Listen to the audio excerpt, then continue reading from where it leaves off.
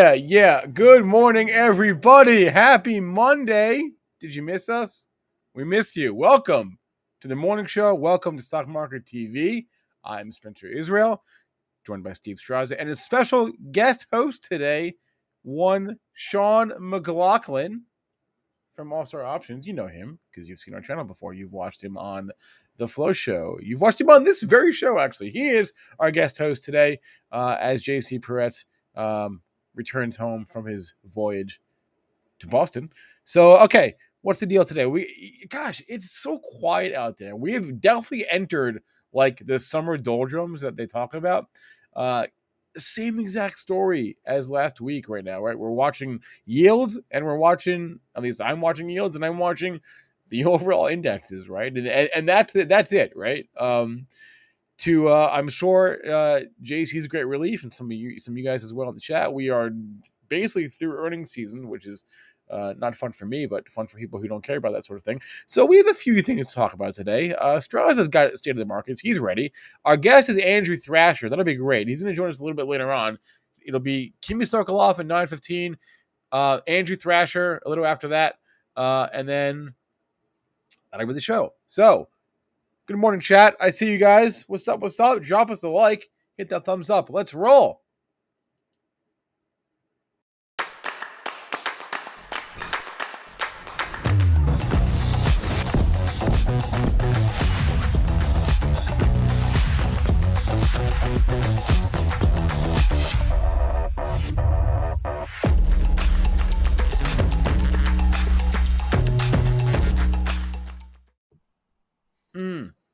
Hey, top of the morning to you boys. Happy Monday, gentlemen.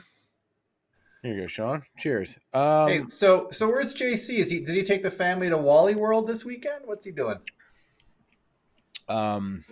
If Wally World is in Boston, which I know it's not. He is in Boston visiting his sister. Oh, right on.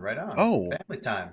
Ashley James says fire with the red tea. Thank you. I bought this shirt yesterday at Target, and Strazza, I thought of you because I don't know where you buy your clothes, but I tend to Target. Well, all right, fine. But I was there and I saw a couple fun little summery polos that so I grabbed a couple, because that's what. I love that you're thinking of me on a Sunday afternoon shopping. Yeah. You should have called. Yeah, well, next time. Next year when I go back to Target to shop. Okay. You guys want to do some state of the markets? We have a special episode today. No JC. So I'm going to spiel a little bit, and I'm ready when you are. Yeah, let's do it. Let's do it.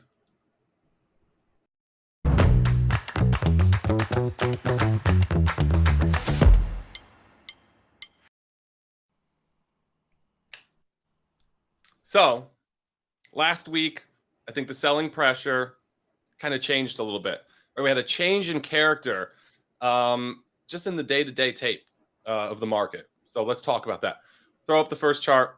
S&P 500 backing off a very logical level. We've been looking at these charts like almost every morning here, so I'm not going to spend too much time, but it's not just large caps. Take a look at the next one. Oops. Small cap, Russell 2000. Unlike a lot of other areas, small caps never completed this reversal pattern, right? Like you could see on the left-hand side of the chart, the downtrend. Then you see that 200-day moving average kind of flattening out, trying to curl higher, and a base emerging. We've had now 3 tests of the upper bounds of the base, can't get through. So as long as that's the case, at least for small caps, or I would even say for most stocks, still sideways, still range bound, really logical levels. If you look at the NASDAQ 100, we all know this chart. Technology is even cleaner. But it's XL, yeah. So it's important, throw up XLK. Yeah. But it's important to look at the value in the cyclical groups too, right? Because they're actually running into really logical levels as well. If you go to the next chart, this is just an equal weight index of all of the non-growth groups, non-growth and non-defensives, right? So this is energy, financials, materials, industrials, equal weighted, backing off, not breaking out of this continuation pattern. Industrials look very similar. You just look at the XLI, right? So we don't want this to be a failed breakout failed breakout. And even overseas, I'm just using developed Europe as an example. This is the UK and Italy. Seeing similar situation, right? Of the markets just running into former highs, really, really natural resistance levels, and then backing off. So I guess the first point is that this isn't at all unordinary price action, right? A little bit of corrective action taking place at a logical level after a really nice, bull market phase for the last 3 quarters. But with that said, if you go to the next chart, last week and really this whole month, things are picking up. So this really stood out to me. It's kind of a silly stat, silly indicator, just measuring the number of consecutive down days here.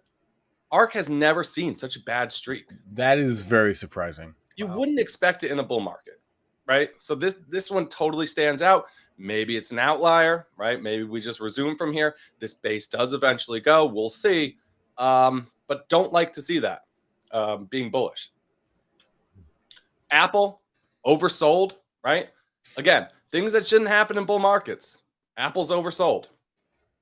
Could it be fine? Do we want to throw, too much weight into the RSI 14 indicator of one stock? No, but we don't want to see more and more things start getting oversold here, because that would be very uncommon if this bull market is to resume.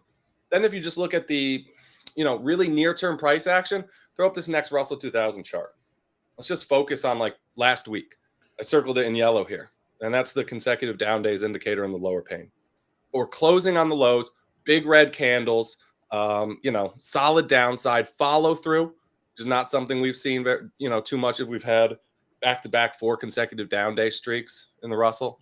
So again, a change in character, and I don't think it's any coincidence that when we look to other asset classes, so first the bond market, we have a risk that old intermarket headwinds are coming back, right? What do I mean by that? I mean, interest rates were basically dead and sideways for the past year, not really scaring stock market investors or risk asset investors. And the dollar rolled over last September, saw, considerable downside into the first quarter, then was stuck sideways, but recently was really accelerated with momentum to the upside. So I think this selling pressure and this corrective action coming at the same time that these intermarket headwinds might be creeping back is not a coincidence at all. So if you look at the 30-year and the 10-year and you zoom out in the next chart, 4.4 and 4.3 are those levels. That's really it. If those ranges resolve higher, and you'll start to see it, in developed Europe, along the curve, in other countries as well, you'll see all these ranges start to break higher in tandem. Rates are going higher. Where do they go? 5, 6? I don't know. Can tech stocks, can growth stocks wear another 200 basis points? We'll see, but maybe that's what's being priced in now. An environment where rates are maybe even significantly higher than the market was planning earlier this year. Next chart.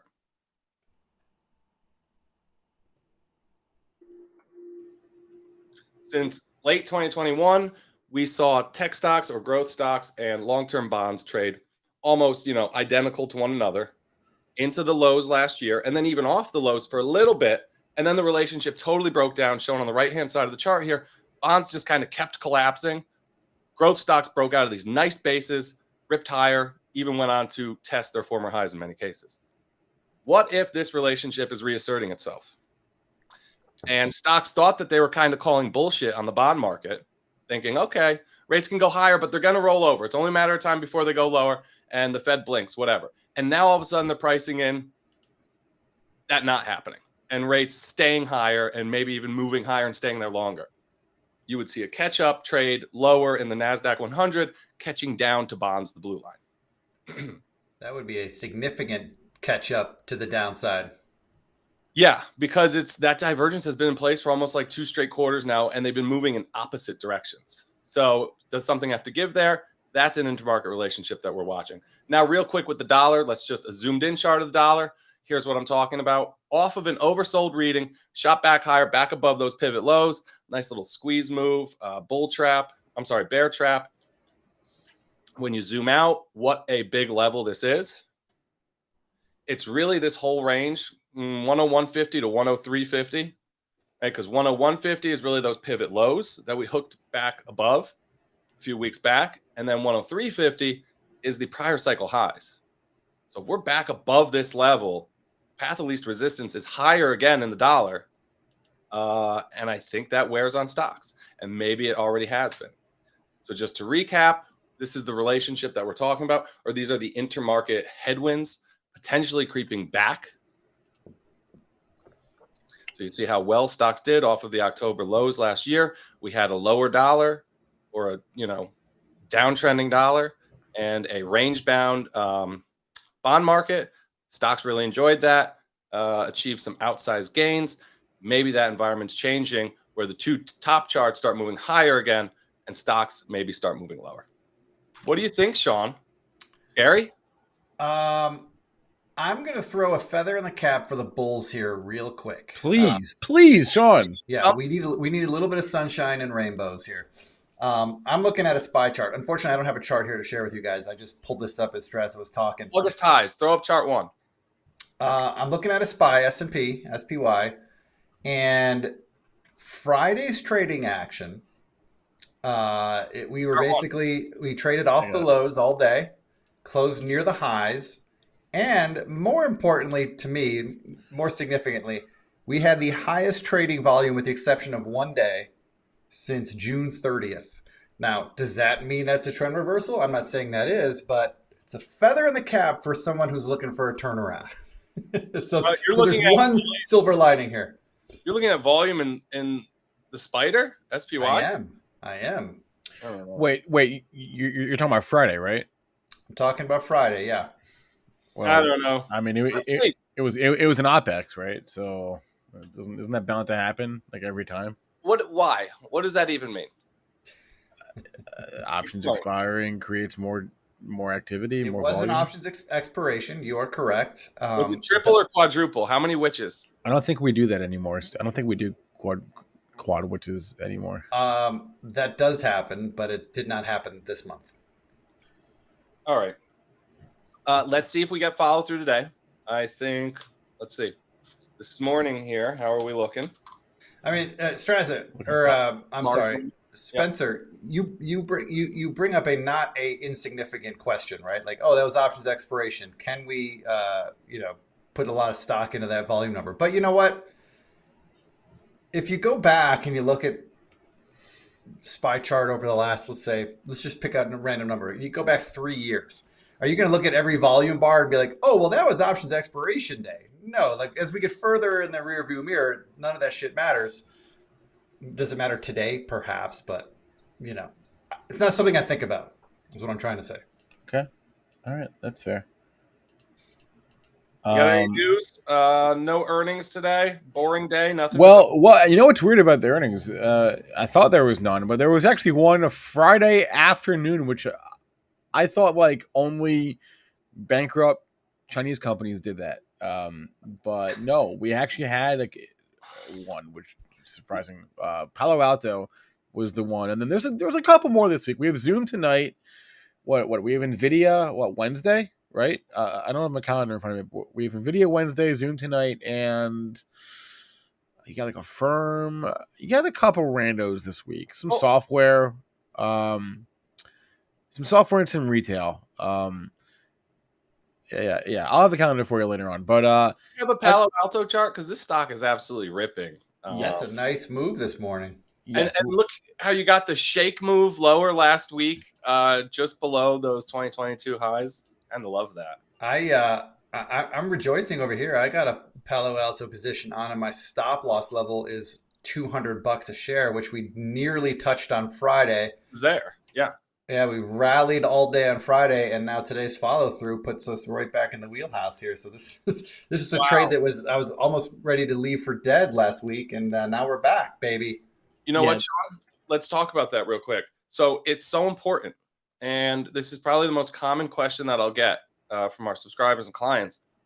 If you look at this chart here, traditionally, what we would say is we're long above what? Guys, I know you read our research. We would look at this chart. We're long above what? Sorry, I'm doing 4 things at once. I'm looking at this chart. We're long above what, the fib level right there? 13. 213. Yeah. All right. Now, if you set your stop at 213, like Sean just mentioned, you're out late last week. If you build a little cushion in below 213 there for a little shake, you wouldn't have been out. Like Sean said, his stop was lower at 200, gave himself what, little 5-7% cushion there below the entry price to allow for a shake. Didn't get shook out, and now the stock's up, whatever it's up today, back towards that former range. Well, little inside baseball on how that all came together is we got into the trade on June 2nd.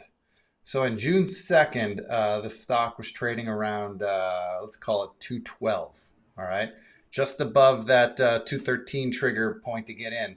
And at that time, I was looking at the chart and I was seeing that the previous little rally kind of petered out in April, and it petered out right around $200 a share. Yeah. So 200 that was the level I used as my stop loss. If we couldn't hold 200, then the whole trade was invalid.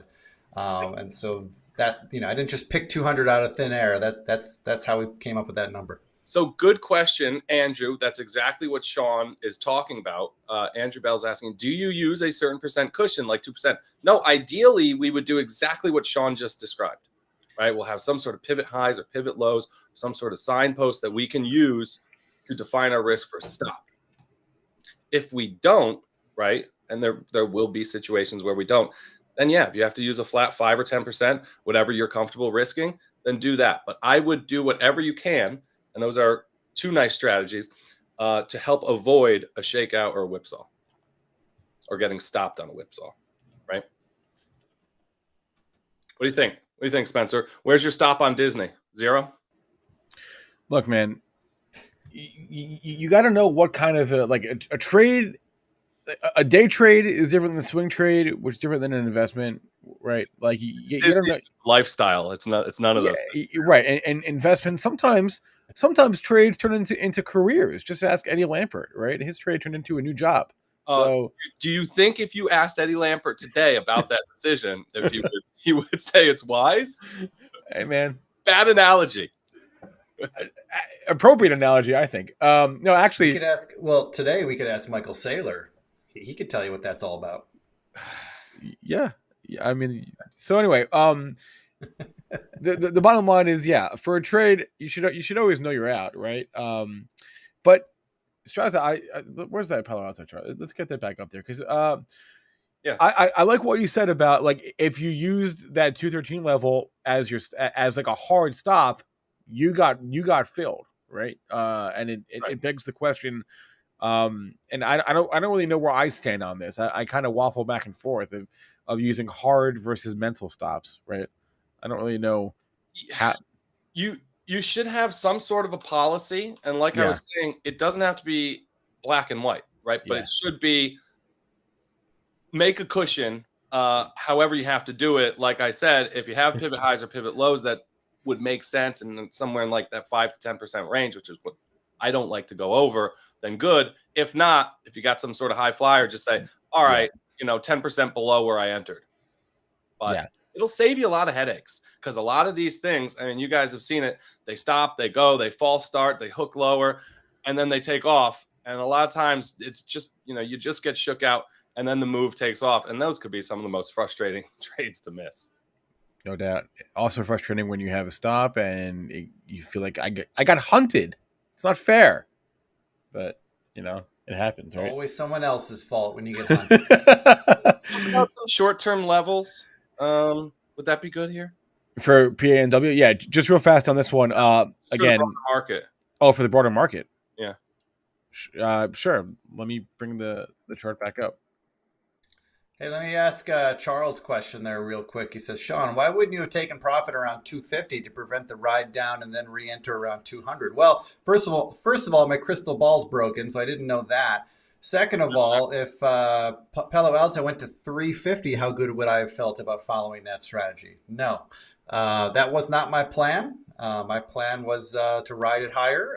We have a price target up above, and I put the plan together for a very specific reason, and that is to prevent myself from making emotional, off-the-cuff decisions based on the whims of noisy markets.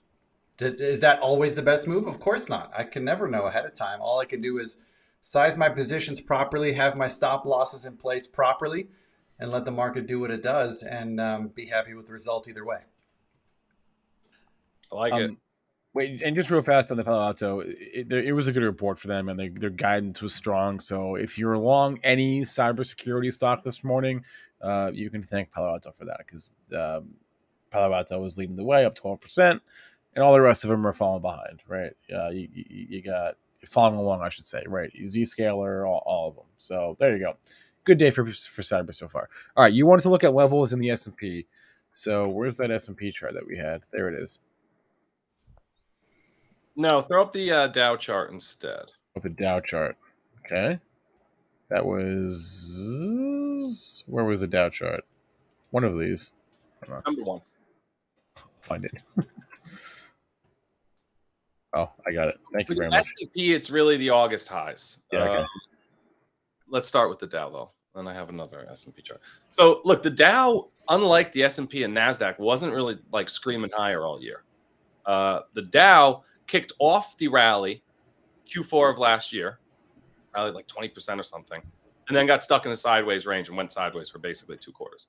And we got a breakout, and now it looks like we're getting a failed breakout, and we're falling back into the range. This 34,750 zone here, we had multiple touches even late last year and in Q1, then again in June, and now we're just kind of really back below there, but we're trying to hook higher today. We got that long lower wick, which is circled there in red, just on Friday, right? That's what Sean was talking about, how buyers really came back and dominated the close of the week last week. Let's see if we get follow through today. For something like the Dow, we're right here. 34,750 is the level you want to use for short-term trading. For the S&P, if you go to the next chart, not the prettiest chart, don't have time to make one. Whoops, that ain't it. Yeah, those August highs, 4,300 or 430, it should be. I got it. Yeah, right around those August highs. So that's also the 62% retracement. Not shown here, but that first rectangle at the August highs, right around 4,300. That's a 62% retracement of the sell-off that began in early 2022. So those are the 2 levels for the major indexes that we're watching. Should we do the Russell too? Yeah, do we have it? Russell's a lot messier. If you go to the next chart, I mean, you could try. You have some pivot highs from like March and April and May, right around like 180. You can kind of see them right where the 200-day moving average was, right there in Q2. So if we're below there, 180, the only next line of support would be the pivot lows at the bottom of this range, right? So it'd be retesting those lows from last year, around 160 and change. So that would come in around 165. That's it. Use the S&P and Dow, though, much cleaner. It's funny, though, that the Dow is sort of seen as the laggard for the, not seen as, is a laggard for the year. It had that huge winning streak, but it was just a fun fact and nothing more, right? That winning streak. What was it? 12 days? I don't even remember anymore. But it was just a fun fact because it was moving like a what, 0.5% a day or not, something ridiculous. I don't know. Speaks more to the lack of supply, right? Yeah. Okay. Maybe that ARC winning or that ARC losing streak will go back and say, oh, that was nothing, right? But it stands out. You don't want to overthink those indicators, like I said. But again, you do want to look at them and just kind of say, wouldn't expect that, in a bull market. I definitely wouldn't. If you told me the ARC's longest losing streak is right now, or if you'd asked me when it was, I would have said, oh, like obviously last spring or last summer. Like, 2 straight weeks, the thing couldn't go up. Yeah. So, right now in this market. So yeah, a little strange. Very strange. Hey, forgive my ignorance here, Strazza, real quick. ARC. When did ARC start trading? Is it 16? Late And I was gonna say it's 16? about 5, 6, 7 years old now, right? it's older than you think. It's older than, yeah, because 14. 14? No. Yeah. Wow. Okay, longer than I thought. Yeah. Wow. November 2014. I just said older than you think, and you're like, yeah, older than I thought. Had literally like close to no volume until like January 2017. Yep. Okay, so that's when people woke up and said, "All right, this thing's a vehicle that we need to pay attention to." Yeah, they're All going. right, I'm only asking because you're referencing it, and and this is not new, but we talk about this a lot, and we use it as a kind of a bellwether as far as risk appetites. And I'm just wondering, are we putting too much weight in something that's too new? But no, I think this has been around long enough. It's got enough significance to it that we can pay this type of attention to it. And it's also important to point out too, right? A lot of times what we'll do here is use a chart like that or a chart like Berkshire Hathaway or JP Morgan or Apple simply as bellwethers to represent a theme that we're seeing. I might be looking at 10, 15, 20 charts of all my growth indexes and speculative growth indexes, and I'm seeing the same thing as what I'm seeing in ARK. I just use ARK. It's the flagship one. It's everybody knows the name. It has a lot of AUM, right? So I just use that to kind of illustrate broader points. But yeah, that's what's been going on with these speculative growth stocks. They've had a terrible month and a half now. Yeah. Lost 20%. Joseph, I completely agree. We're going to get Ari Wald on this show. He's on my list. I have a list a mile long of potential guests, so not to worry. I also saw the conversation with that Ari had with Pat, and we'll get Ari on the show. What was I just about to say? Shoot, it wasn't about ARK. It was about Sean. I don't know if you heard this last week, but I was telling Spencer and JC, Russell 2000 has been up 2 days in August. Well, no, wait, hold on though. That was as of Thursday, so is it 3? It might be 3 now. Yep, it's our fault. I mean, the markets were rallying when we were stimulating economies in Southeast Asia. As soon as we came home. Yeah, I love that Vietnam chart you showed last week. I mean, if that doesn't say it, we spent a lot of money in Vietnam. I think we had something to do with it. We were spreading it around. Dude, the dong looked like it was gonna fall apart there, but it failed breaky. Let's check that. This is probably a good time for us to mention because we haven't even mentioned it for quite a while on the show. But yeah, we sent you guys to Asia for almost all of July, right? And we didn't do it for fun, although I'm sure you guys have plenty of that. We did it to make a documentary about how people on the other side of the world approach the markets. Right? That's news to me. I thought we were just hanging out. I know. No, we actually, you were sent there for work. Whether or not that happened, we were sent out there for sweat therapy. We needed to sweat out a lot of toxins. Anyway, we are deep in the weeds right now of making this thing. Now we've got 1 episode in.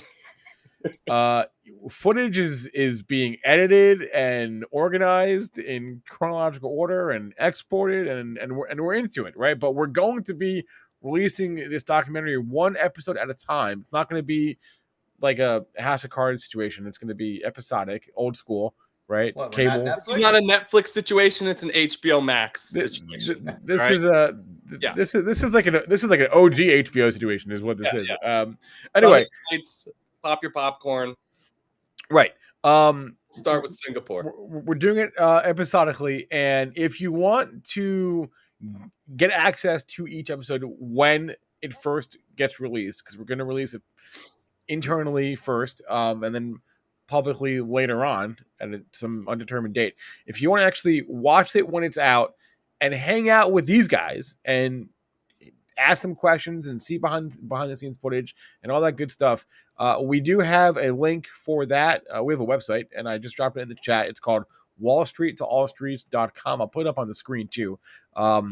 That's what we're going to be really, I think, hanging our hat on, right? Is doing these watch parties and really turning it into more of an experience, right? Turning it into more of an interactive thing. It's not just, a passive consumption. You watch a video.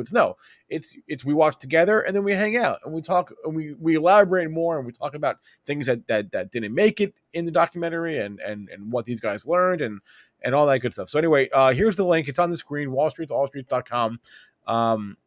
It's also in the chat. It's at the very top of the description. Check it out. Enter your email, totally free. We will alert you and invite you when each episode is going live, and we will announce when these watch parties are going to be, when they're going to happen. And we've already got literally hundreds of people signed up, and we haven't even really promoted it yet at all because there's not much to promote other than the fact that we, all right, went and came back. So check it out. There's the link. We have not played the trailer for a while. Do you guys want to do that, or do you think they've seen it enough? Yeah, play it. I forget what it even looks like, and then the trailer that we made is probably my favorite video. I think we should just show the video of Strazza riding that thing in Singapore. The bullet. We're gonna get slingshot YouTube for explicit language. That was the best thing ever. that was on like day one, right? That was like City one, not day one. Oh, all right. Here we go. That was the wrong video. Sorry, this is the right video. The following presentation was brought to you by Centerpoint.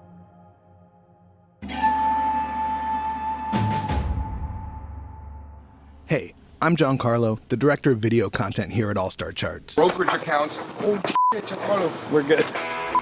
I've been with the team for a while now, and we've gone on some pretty crazy adventures.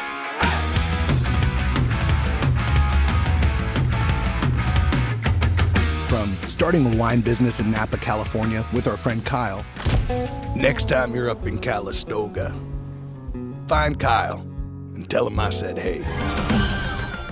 To the streets of India to meet with mentors and friends before speaking at a giant symposium full of stock traders and analysts.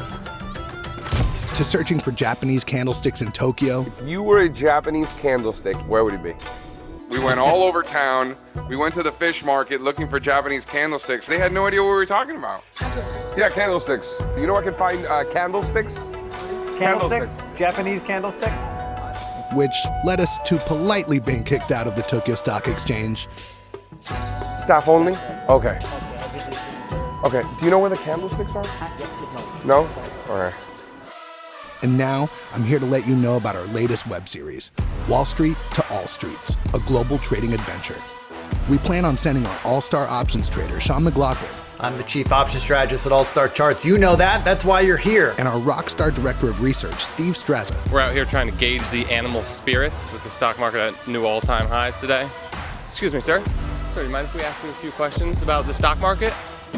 No? He's definitely not buying these new highs. On a fish out of water adventure around the world, where they will meet with trading legends, the best traders in the world, to learn directly from them on how they approach life as a trader, how they trade, what they trade, which markets they trade, and of course, local customs. I mean, this is a travel show, right? JC Peretz will be cooking up fun challenges and tasks for our adventures from his trade desk back in the States. Is Strazza ready to drink snake wine in Vietnam? You bet he is. Is Sean ready to do improv comedy in a language he doesn't even speak? Oui, oui. Join us for our adventures, and we'll see you on another continent. Wall Street to all streets.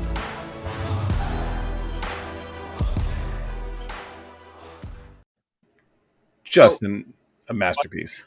Yeah, really good. Strazza, our rock star technical analyst. I love that little tagline you got in the show. No, we have great marketing folks, don't we? I just want to give an update. No snake wine. There was no snake wine. I didn't really eat anything too crazy. The only improv comedy I did was probably every one of my presentations. Presentations were fun.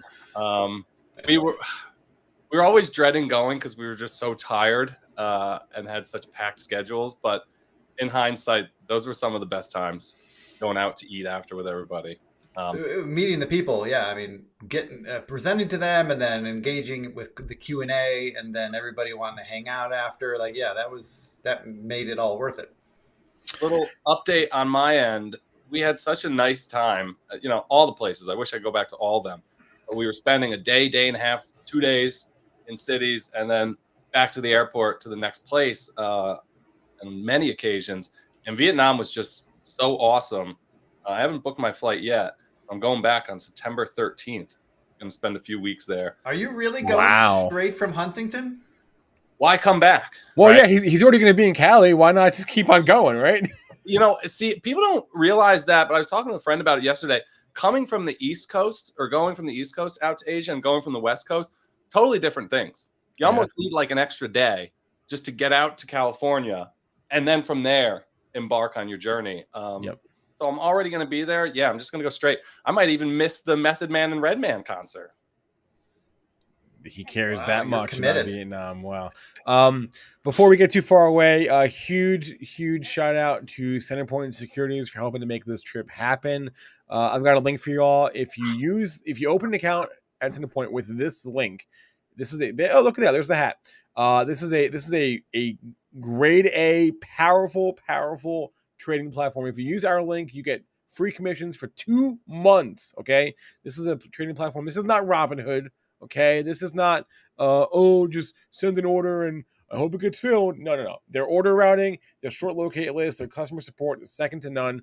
So I just dropped the link in the chat. I'm throwing it on the screen too via a QR code if you want to scan that. Use that link, open an account, and again, no commissions for 2 months.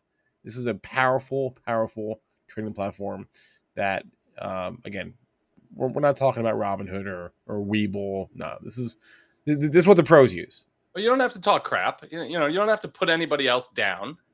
It's true. Every platform has a purpose. That's true.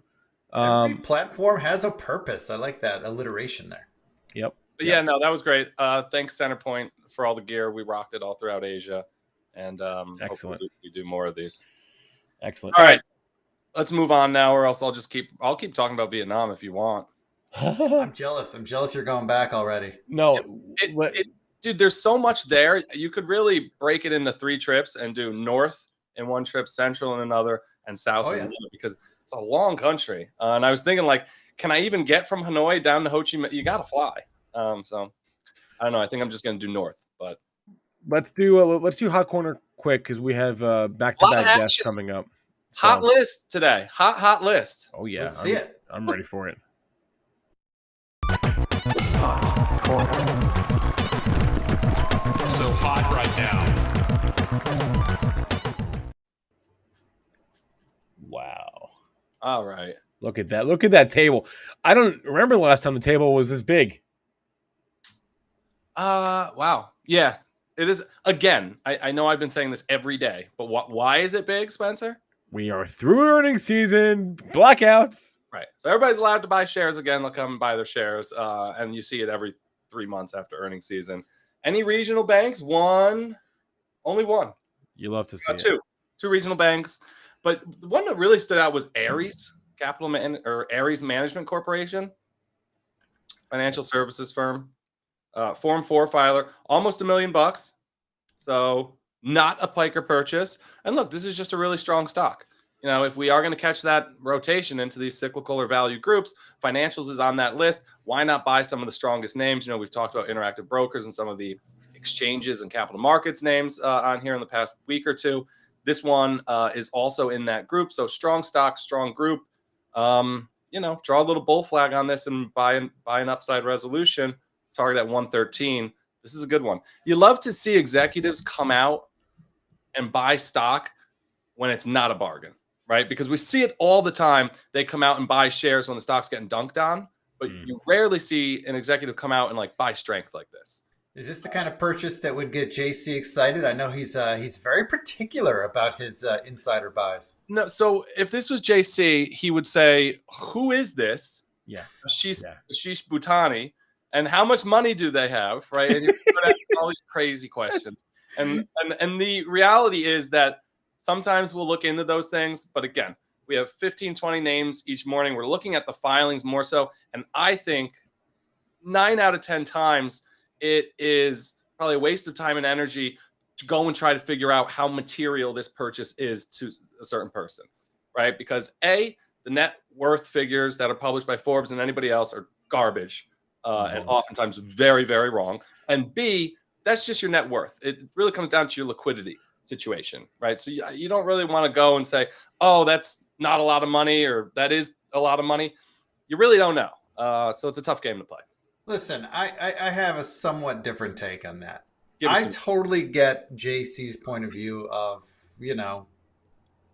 what is this in relation to the person's net worth? If it's nothing, then why do we even care? I get that.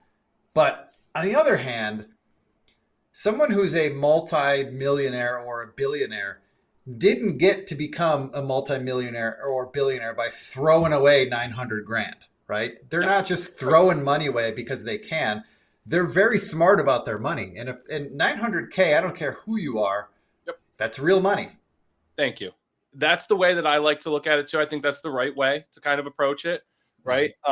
These guys, when you have millions of dollars, you have plenty of investment opportunities, right? You can invest in all sorts of things, but you decide to go take $1 million and with an open market purchase, go buy stock that you're already exposed to. 99% of the time, all of these people that are coming out and buying shares already have shares in some sort of a stock comp plan, but they want more. And I think that, that's really what we're looking for, and we don't want to overthink it. All right, let's go through a couple of these. We saw areas already, saw that chart. This is what's this one? Just another Form 4, $25 million on this one. Which one is that? This is the Impinge. Yeah, so semiconductor, it's kind of down there at that support zone. If you wanted to take a shot on it, I don't hate it, but that's a no play for me. All right, but this one is this one I like. I want to talk about Bloomin' Brands. I'm just marking up a chart.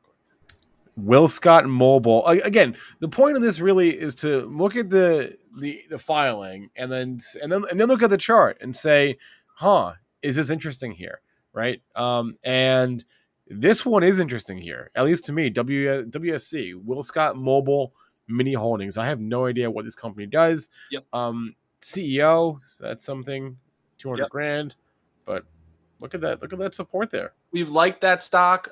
We've gotten long this name at least once. I think we've taken a couple different shots at it at this 40 level. Hasn't hit our target yet, but it continues to hold, right? And the market continues to tell us that 40 is important here. So again, Spencer, same thing I was saying about Ares. This is a strong stock and a strong group, right? This is an industrial name.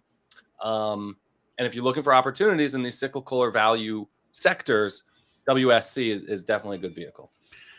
And then we had... Let's do Bloomin' Brands. All right. Do we have a chart for that? Do national. Oops. Yeah. That was the old classic 9.8% stake from Starboard. So why do they do that? It allows them to at least not yet, file a Form 4. Right, staying under 10. And the Form 4 requirements are far more aggressive. You have to do a lot more stuff once you become a Form 4 filer. It's not just having to file within 2 days. There's other reporting requirements. So Bloomin' Brands is a Starboard value. These guys are great. One of the more successful hedge funds on Wall Street, coming and taking a huge position in the parent company of Outback Steakhouse and a number of other well-known kind of restaurant chain brands. Nice base. Nice base. Upper 20s here. I think you ignore that kind of blow off high back in 2021 to find your risk right at the pivot highs here. I don't hate this at all. A lot of these consumer stocks are working really well. These economy stocks. Bloomin' Brands also owners of Carrabba's Italian Grill. Yeah, you ever eaten there? I've eaten there. I once probably. They own the Bonefish too, right? They own the Bonefish Grill, yeah, which I used to think was like a fine dining establishment, but it clearly is not. It's like a number of notches up from Red Lobster, but far from fine dining. Yeah, yes, I would definitely say it's like a notch or two above Red Lobster. Yeah, I've been. Maybe, yeah, that's that. Maybe that's it. Also, they own this Fleming's Prime Steakhouse, which I've never heard of or been to. But anyway, so that was it for Hot Corner, I think. And this is that we haven't been talking about restaurant stocks. There's been nothing to talk about really. But this one at least has an interesting level. So that's interesting. Okay, Hot Corner. again, every day, guys, free daily note. If you want it, email me questions at stockmarketmedia.com, and I'll get you on the list for that. Takes like 5 seconds to read every day. It's fantastic. Okay. 9:15, we're going to have Kimmy on in a second. And then after Kimmy, well, actually, she's here right now. So let's get her on. And then after Kimmy, we'll be joined by Andrew Thrasher. Someone in the chat mentioned the McLaughlin oscillator. You and Andrew are on the same page because he's taking that too. So that'll be in a little bit. But first, let's get Kimmy on. Let's talk about how she ended her week last week and what she's watching this morning. Let's do it.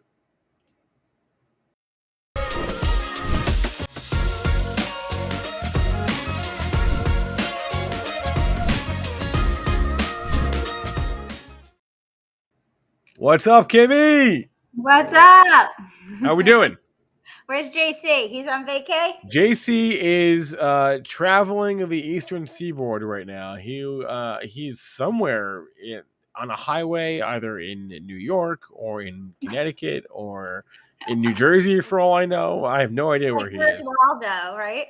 Yes, yeah. Well, he was actually gonna call in this morning, but then he said he has a car full of screaming kids, and that would actually be entertaining, but probably stressful for him. So anyway, enough about that. Let's talk about you. Kind of a quiet day, right, on Friday. IWM, PayPal, Adobe, right? Yeah, and I recommended a couple more names in there. I did recommend Amazon for a bounce, Microsoft up to 315 to 316. That was actually my morning note, and it did hit those targets. That was my morning note on Friday morning. And I recommended SPY. I took IWM, but some people took the SPY as well. So, I give a little flavor out there. I figured, listen, the week before was a very tough week. I wanted to end on a strong note. I try to tell people, don't jinx it. If you did well, a couple trades on a Friday, which was monthly, option expiration, you take it and, so you just move along. So just to clarify, you were 3 for 3 on Friday, yes, right? But what is the difference for you between a trade that you'll take versus one that you'll just call out and not take? Sometimes I say I did well for the day. So I kind of, if I hit my goal or do better than my goal, it's like, I don't look at, listen, I hope I know something, it's not like at a casino, but I try to tell people back away from the table, back away, step away, get your hands off the keyboard. It was a good day. Like, don't jinx it. Sometimes I feel like, okay, and I'm sitting there and I'm watching these other names go. I watch Microsoft go. I watched the SPYs were more wobbly than the IWMs. So, but, a couple people in the room did take it. Amazon was a nice bounce. I just didn't take it. And sometimes I say, I'm good. I know when to when to fold them, Right. Know when to hold them, know when to fold them. That's right. But this morning, you said in your morning note you were watching Tesla for an oversold bounce. It is definitely, last I checked at least, it was definitely bouncing this morning. It was bouncing. The market was a little higher. We actually the SPYs pulled back in. If it's still there, market moves every fraction of a second. Yes. So we are pulling back in. The SPYs were at 438.50 or so. Now we're at 437.20 or so. So we filled that gap up from Friday.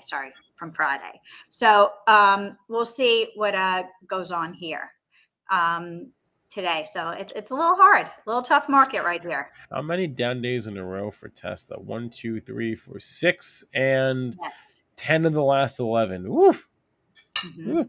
Yep. And that's the way it goes sometimes, right? Exactly. All right. My prediction for you for this week is you're going to be getting down and dirty in NVIDIA. I can see. We'll see. I see it. Earnings I see are it Wednesday, coming. right? So yeah, Wednesday after the close. All right, guys. 2 things here. One, if you want to get Kimmy's notes, she puts out 2 notes every day. There's a morning note and an evening note. The morning note is here's what I'm watching. The evening note is here's what I did. Email us, I should say. Don't email me personally. Email us. questions. I'll put it on the screen. There it is. Questions at stockmarketmedia.com. Just put Kimmy's note in the subject so I know what the heck you're talking about, and I'll get you on the list for that. Second thing is, if you want to actually trade along with Kimmy every day that the markets are open, obviously, that's where she's going right now, into her exclusive room. Okay, the link is on the screen. The link is in the chat. The link is in the description. Check it out. It's called Day Trader Pro. Trade with her. See what she's seeing, right? You can see, she shows her screen the whole time. Look at her charts. She calls out setups as she's doing it, right? Trade along with her and learn. I mean, look, 3 for 3 on Friday, winners every day, not an exaggeration. So I always hear people complain that trading is a very lonely, solitary experience, but it doesn't have to be. So check it out. And Kimmy, go get him today. Have a good day, guys. Have a good one.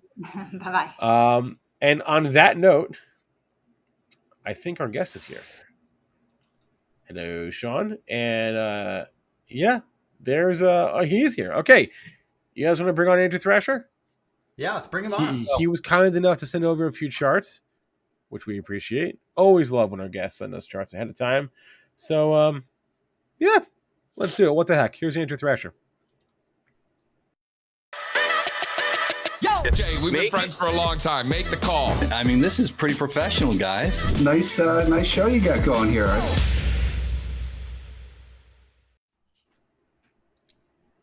What up? Andrew. Good morning, fellas.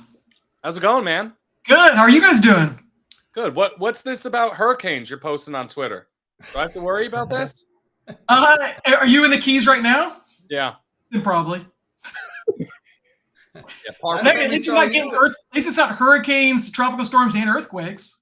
Yeah. What's going on these days, huh? Andrew, last time we saw you, we were celebrating your Dow Award. Yeah, up in New York. That was a good time. Yeah. Let's tell the fine folks here who are watching about what happened. You won a very prestigious award handed out by the Chartered Market Technicians Association, handed out to one person a year. You've earned it twice, if I recall. Yeah. Tell us what your report was on and why you were awarded the award.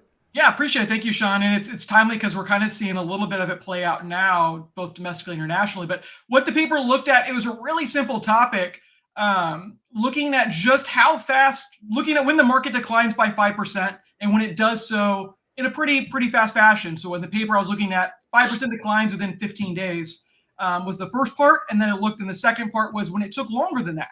And so what I found going back, actually on the Dow back to the Great Depression, that a lot of the major declines that we've seen in the market happened when the market began with a pretty quick decline. And kind of one of the first charts I showed was kind of a scatter plot. And what we see a commonality was a lot of the biggest declines all started with a pretty quick 5% drop. And then kind of the counter to that is when the market takes a longer time to experience that 5% drop, it really doesn't build up a lot of momentum to the downside. There's just not enough selling pressure. Then we often see that more as a buy the dip opportunity. And so I look in the paper at the Dow and the S&P 500, and then also look at several international markets. And right now, like I said, it's timely. The S&P is down about 4.6% right now, and Friday was day 14. I got a lot of messages asking about this, and their 15 days is what I use in the paper. There's nothing magical about any type of indicator or market, 5%, 5.1, or 14, 16, 15.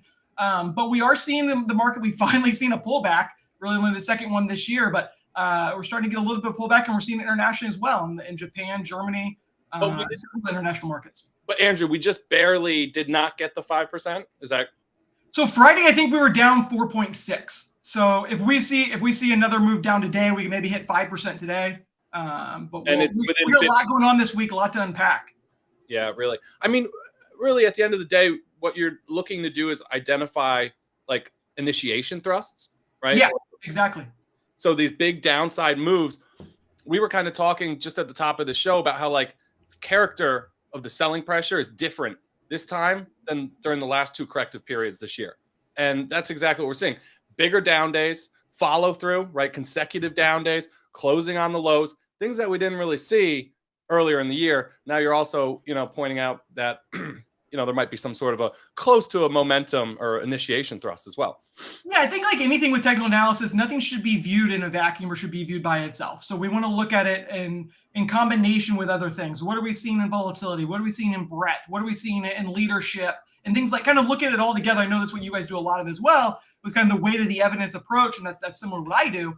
So this is one tool in the toolbox that I use. But like you said, you got to look at everything else that's going on. And is this something really building up to be something more protracted, or is it just we're kind of working off that excess optimism and it's just going to be a run-of-the-mill pullback? I think that's a really nice transition to one of these, what I would call like an environmental chart. Talk to me about seasonality and what you sent over. Yeah, so it's something I think a lot of people started talking about. It's funny, when I started talking about this in my Thrasher Analytics letter in July, primarily looking at pre-election years, in that I looked at every single year since the 90s that was a pre-election year, and typically we'd see a pullback, but varying lengths and duration and severity starting in August, from tiny 3% declines to something more protracted like we saw in 11 and 15.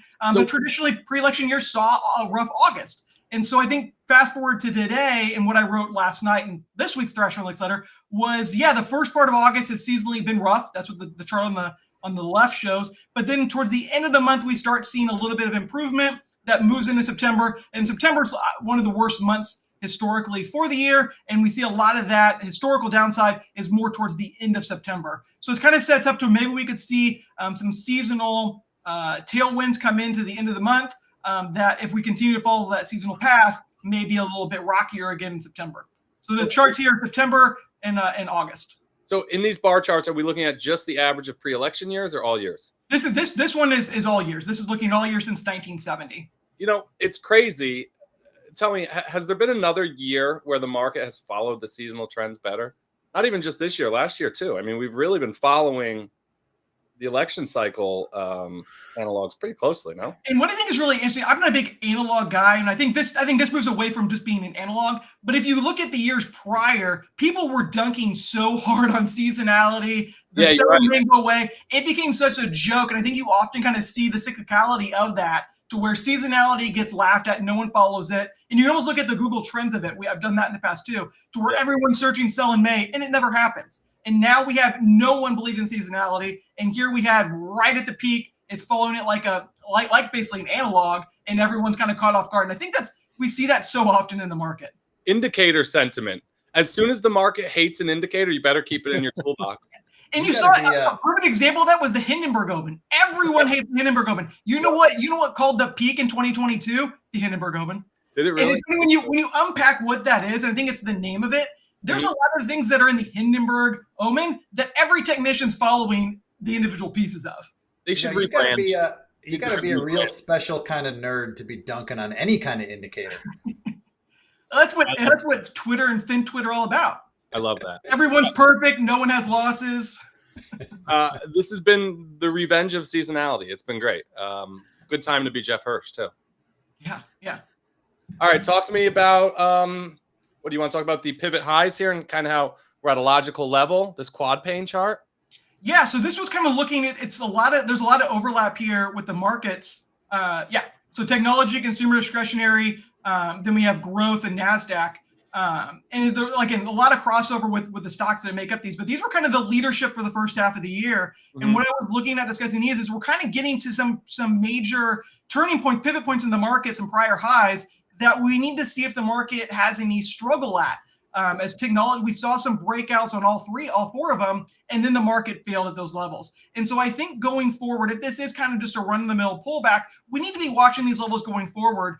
And yes, we could have sector rotation. We could see rotation where value leads and maybe the real economy Dow type stocks can lead. The issue I see with that in the short term is these stocks make up such a huge part of the market that I don't see how we can see a durable rally that is leaving Apple, Microsoft, NVIDIA type stocks behind. And not just on a relative basis, I mean, absolutely. If we see NVIDIA and Apple declining 2-3% a week, I just don't see how the market can recover and make up for that from 5% or energy moving higher, utilities bouncing.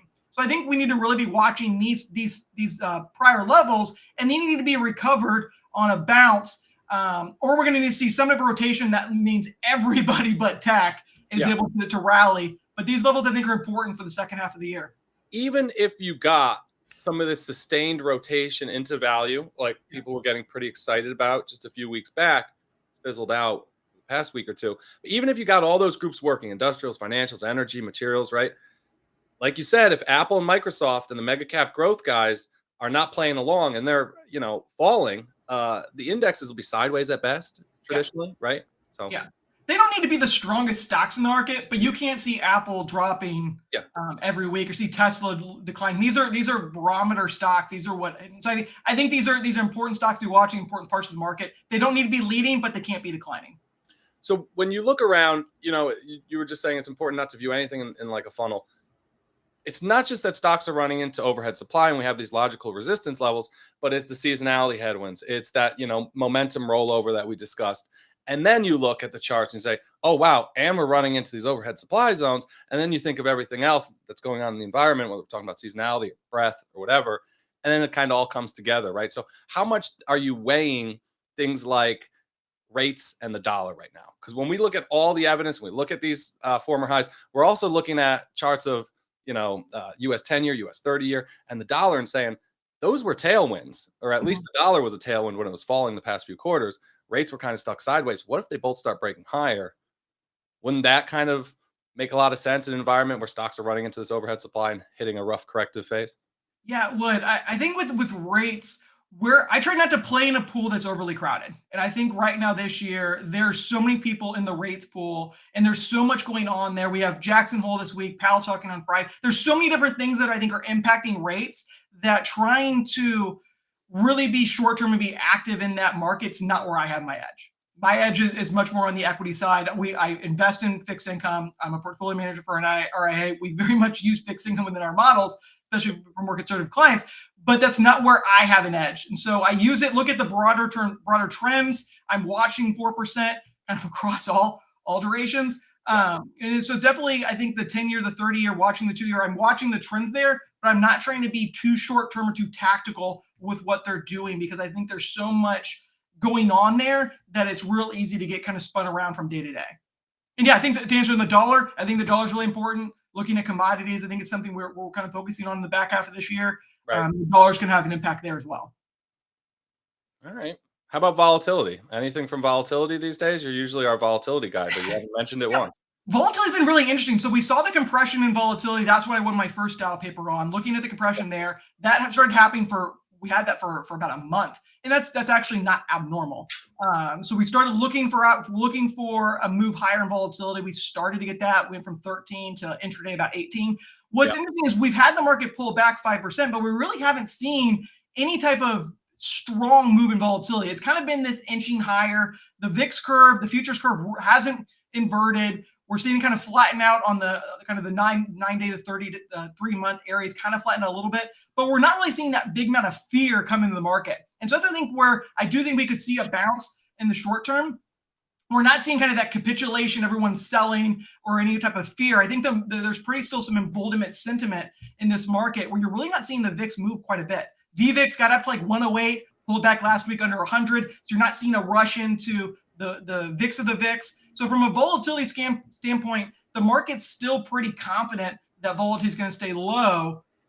Take that for what you will. Maybe they're right, or maybe we're going to see a VIX of 20, which really still isn't that high. Hey, let me ask an option specific question here real quick. You're the options guy, Sean. Okay, so you talking VIX, and I'm curious on your take, if you have a take at all, about all these conspiracy theorists that think that the zero DTE options are totally changing the metrics on VIX. Where do you stand on that? Yeah, so I think by no means am I an expert in this field, but from I've tried to read as much as I can to understand it because I do think it's important. I think where we see the impact of zero DTE, 0 days to expiration options is much more in the intraday volatility, which we have seen pick up. I think that's causing us to maybe we'll see bigger moves intraday and then close relatively fast. Because we're not seeing these big spikes in the market or in volatility. So I think we are seeing a shift. You're seeing obviously the percent of option activity that's in zero DTE is really gotten quite large. And so it's going to have an impact on the VIX. But I think it's causing more of that intraday volatility we're seeing as dealers being forced to respond and kind of in their hedging and things like that intraday. Is that keeping a lid on volatility? I've seen really good arguments that could go either way. And so again, I'm not really sure, that's not my bailiwick. But I don't think it can be enough that if we really saw a sustained decline in the market, that we're not going to see some type of response in volatility. Maybe we normally would be at 20 now, instead we've been hit 18. So it's had a little bit of an impact. But I think it has more to do with intraday volatility than it's going to have to do with 30-day, 6-month, 3-month volatility. Yeah, I think I agree with all that. Well done, Andrew. Andrew, if Sean agrees with me, then I'm good there. How much weight do you give to these volatility indexes on other stock market indexes, right? Whenever there's some sort of corrective phase or bear market, you see the NASDAQ 100 volatility index and Russell 2000 volatility index start popping up on Twitter. Do you ever look at these? Is there anything there? I mean, should we be weighing them into our analysis at all, or is the S&P 500 volatility index enough? I think if you look at them all at the same time, they all have such a high correlation. They're so tight that I don't think you're going to get a huge edge by just looking at small cap vol or just looking at Dow vol.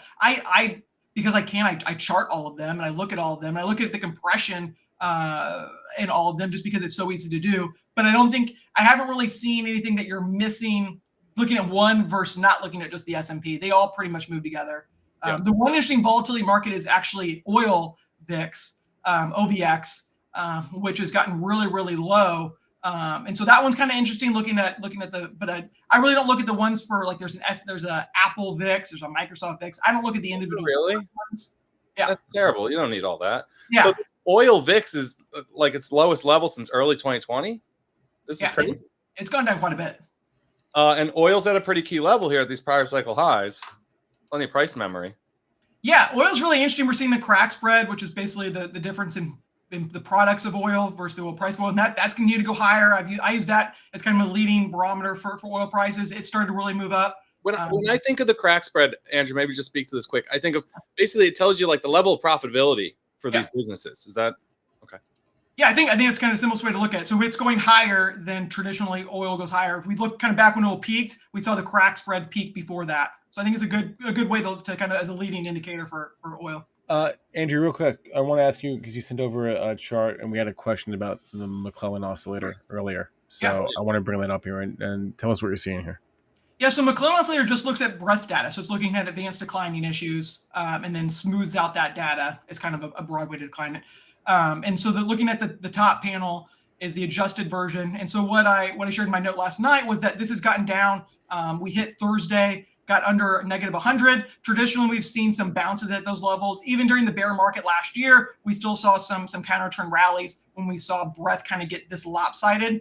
So I think this is kind of another reason why I think we could see at least a short-term move higher as breadth kind of resets, as we saw some heavier declines last week. And so I think this is where we could see a bounce. If we kind of hold above 4,300, I think that's constructive for this uptrend. Under that, I think we kind of have to readdress the situation. But right now, above 4,300, McLaughlin saying breadth needs a little bit of a bounce. We've kind of reset some of the sentiment data, but still we need to watch those 4 charts that we talked about at the start of the show for really the definition that we're going to see a continued move higher into the back half. And this is a short-term breadth indicator.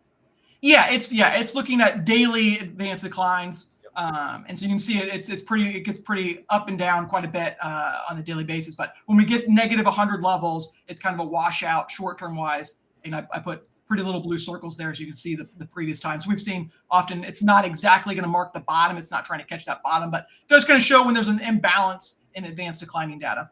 Yeah, we were talking earlier this morning just on the show. I was telling the guys like Russell 2000 is up like just 3 days this month. You know, ARC just set a new record for consecutive down days. Apple's getting oversold. You know, things are, like you said, I think washed out would be a good term for it.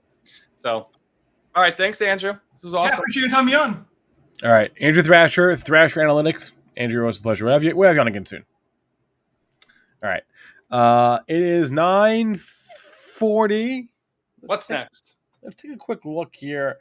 I'm seeing a lot of green on my screen, guys. Hey, Strazza, by the way, sidebar, how'd that feel? I let you have all the questions this time. I know you don't get that option very, very often.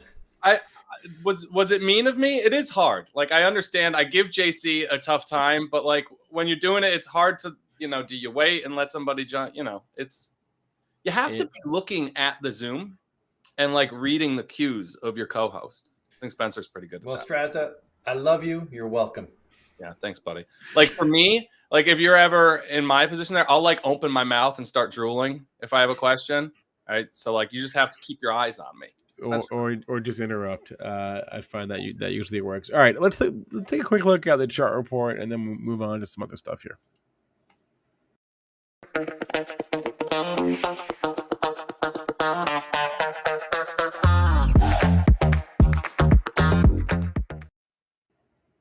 All right. Chart of the day on Friday was this VIX table from Nautilus Research, which, yeah, I mean, I guess that's what happens when markets go down is volatility goes up. So nothing really too informative from that. This I thought was interesting. We just had the VIX expert on our show, and he told you everything that you need to know. Yes, exactly. This I thought was interesting. Larry Thompson, who's also on my list to get on the show. I also would not have guessed that tech was the best performing sector last week. So, hey. Yeah, the more you know. Listen, I'll bet that looks a lot different on an equal weight basis. I forget. I was looking. Sure, I bet it does. Anyway, what else jumped out here? Apple sold off before everything else. You know, it's selling rotation. Now Apple's oversold and kind of just got stuck last week. That probably had a lot to do with that XLK number. Yep. Here we got Liz Young talking some technicals. Always appreciate that. What else?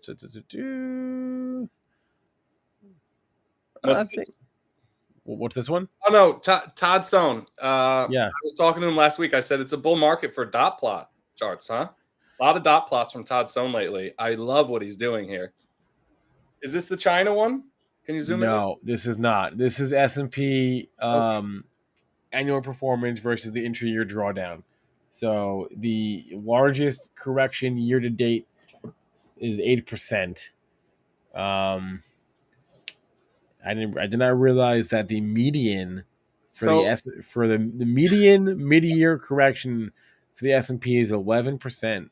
Wow, that seems higher than I would have thought.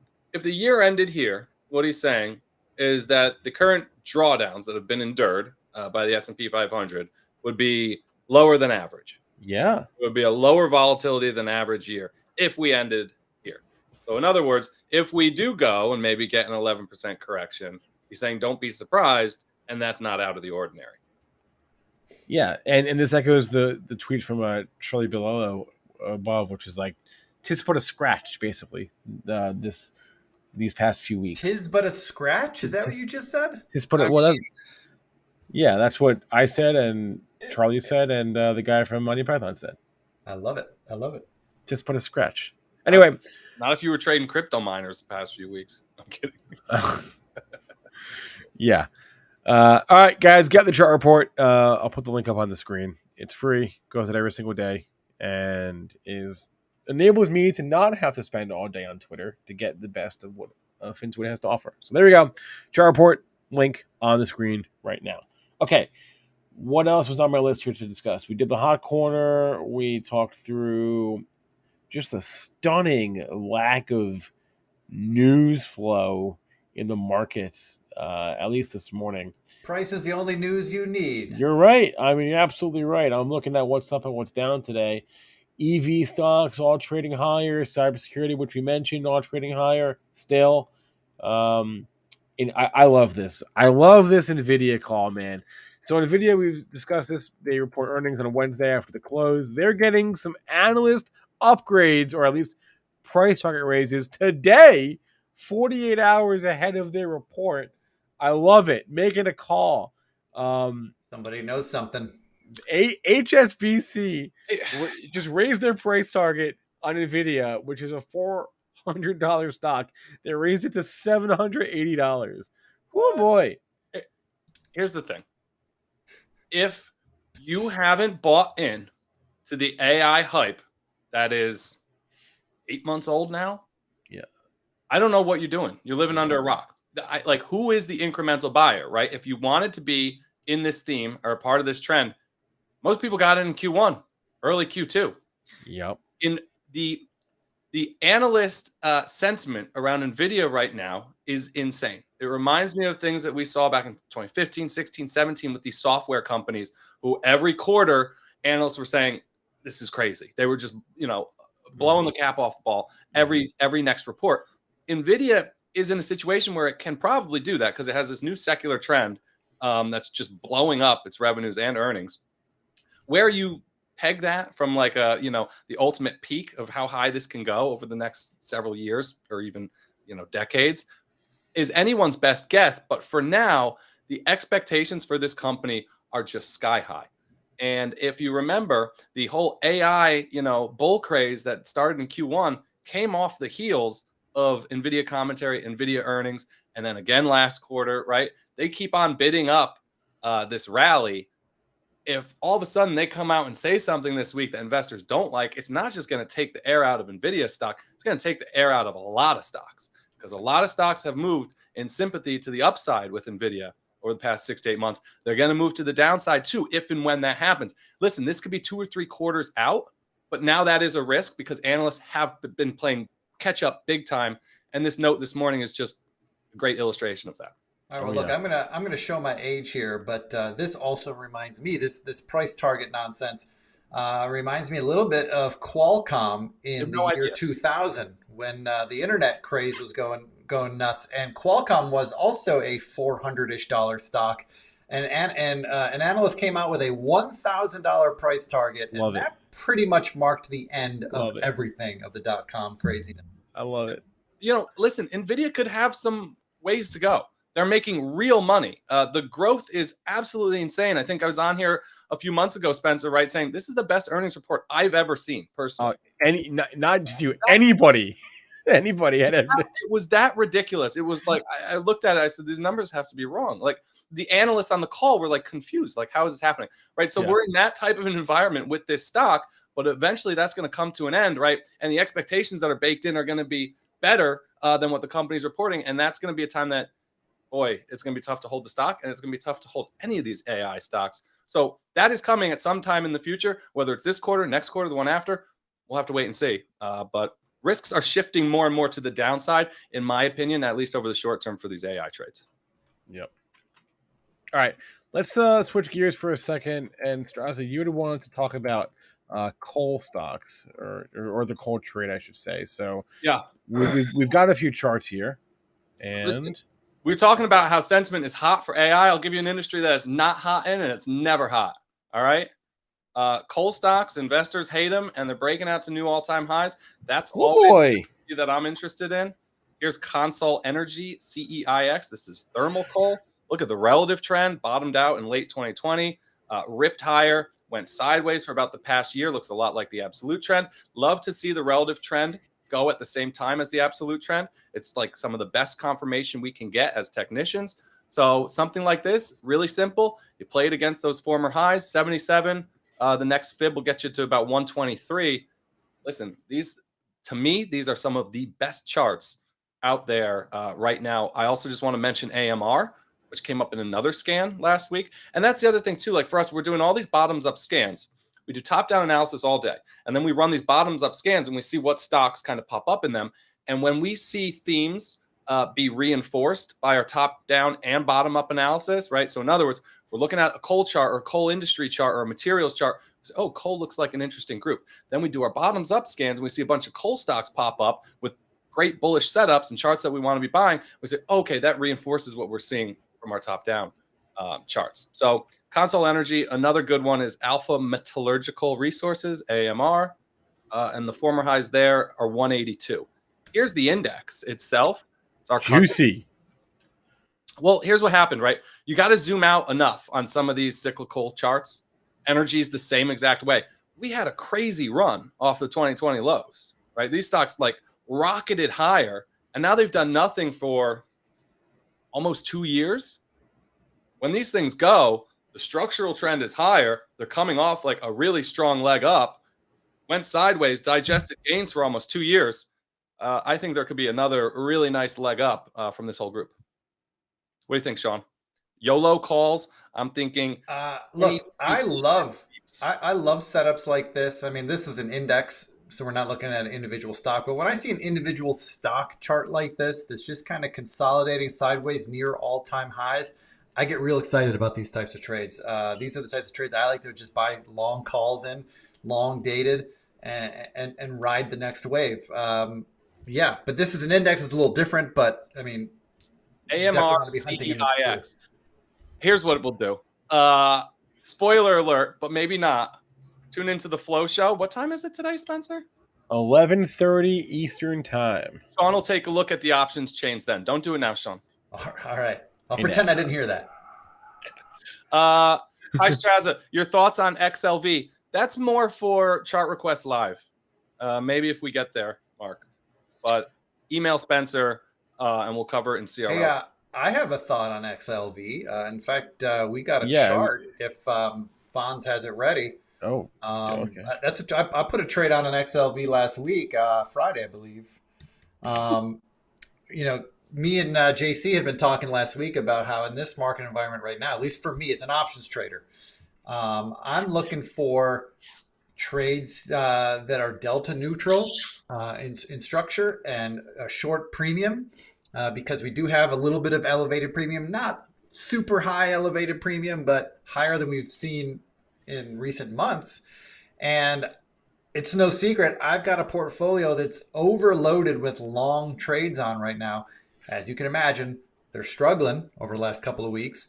So one way that I can help, kind of ride out the storm a little bit is by putting on delta neutral trades. And healthcare ETF is one of the ETFs that I put a trade on because the premiums were pretty high, relatively speaking. And if you could see in this chart here, I mean, we're kind of going sideways all year. It's a wide range. We got a sideways moving 200-day moving average, which is kind of an ideal setup for a delta neutral trade.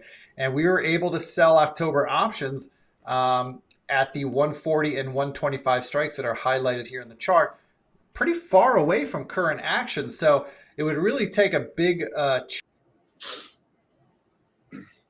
Sean froze. Oh, did we lose him? Did Sean freeze? Sean? I'll pick right up where he left off. Listen, for the first time in a while, what Sean is describing is that he came into our analyst meeting and said to us, let's bet on a range. Let's bet on sideways. Let's sell premium. For the last 2 quarters, we've been coming into our analyst meetings and saying, what's the best chart that's breaking out? He's back. There he is. Sean. Oh, man, where did I get cut off? I had a great riff going there. No, you were describing how the strikes are really spread out. We got a big range here. Keep going. Oh, I don't know where I got cut off. I apologize. Weird internet here in the mountains. But basically, I was finishing by saying that it would really take a big structural change in XLV for this trade to not work. These are the types of delta neutral trades I love to put on where we can bet on sideways range to continue for a number of weeks. And that's the bet. It would take a lot to really change the character of this ETF. What does delta neutral mean? Delta neutral means that I don't have a strong feeling in either way, in either direction of where the market's going. I'm betting on delta neutral means I don't want to have the thing change, to go, up too much or to down too much. I want it to stay sideways. I want it to go in a sideways range. Delta measures the rate of change, right? I don't want any change. When I'm saying neutral, I want no change or very little change. That plays the best in trades like this. So there's no directional bias. We do well on this trade if it just stays stuck in this range and stuck sideways. Sean, I was just saying when you dropped off momentarily there, like we always talk about how our behavior is often good information. It's been a long time since you came into an analyst meeting saying, what's the best sideways trend? We've been putting on trades with a upward directional bias for a while here. Now all of a sudden, we're coming back and saying, let's bet on some sideways. It just speaks to this new environment that we're in. Absolutely. And I don't expect that to change, at least over the next few weeks. Ryan Heath is asking, are you talking like 0.5 delta, 0.7? I'm about 0. 0. True, literally 0. Okay. Yeah, neutral 0. All right, cool. Yeah. Okay. So stay tuned for the Flow Show. These guys every Monday. The whole premise of that show, if you haven't seen it, is they literally just pop open Sean's options chain and they find a trade in the moment, and it's live. And so, again, this when this stream ends, it'll redirect to that video. So 11:30 a.m. Eastern time, you can watch it on YouTube, watch it on our beautiful site, stockmarketmedia.com, and stay tuned for that. You guys want to do some recess? Yeah, let's do it. A resounding yes on the recess front. All right, let's do it. Where's my recess bumper? There it is.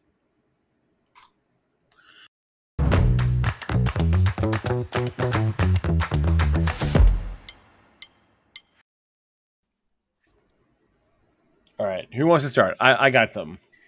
Let's hear it. All right. On last Thursday night, I was messing around with this AI tool. One of these like headshot generators, right? Where you upload some photos and it turns your photos into headshots. It was actually pretty easy, and it took, I think, 2 hours. I uploaded 14 pictures, and it took 2 hours to spit out about 200 headshots of me. Most of them, frankly, most of them weren't good, right? But I have a few here that I wanted to show. Some better than others. Some were okay. As long as they don't look like your younger brother, then we're making some headway. Yeah. Where did you get this done? Yes. It's an AI tool. It's called Aragon, Aragon. Whoa! Hashtag handsome alert. Look out. Way too tight on the jacket there, though. Maybe you're right. Okay. This is cool. Is this free? It was like $20. Wait, so that's not your body. This is AI. You give them your face. I don't understand this. Yeah, this is not my. That's a fake picture, man. That is you not. You did not pose for these photos. Wait, those aren't your hands? No, it's not in my hands. Yeah, very cool. It's not my hands. All right, okay. So I think I screwed up because I gave them a couple pictures of me with glasses and a couple without, and I think that is why this happened. I don't know if you can see it, but my face is all distorted. I suspect that's why. It could just be an AI thing, like it's not perfect. A couple of them were really bad, like this one, just not. Oh, I love that. Just not a face there. You make that your Twitter picture now. This is a video. This is a picture of me with 3 chins. Oh my god, so good. And then my absolute favorite, I have no idea. Is that Tyler Wood? Hold on. My absolute favorite is wait, did someone just say one of the photo? I have 6 fingers. Is that real? So good. I need to say my absolute favorite is this guy. All right.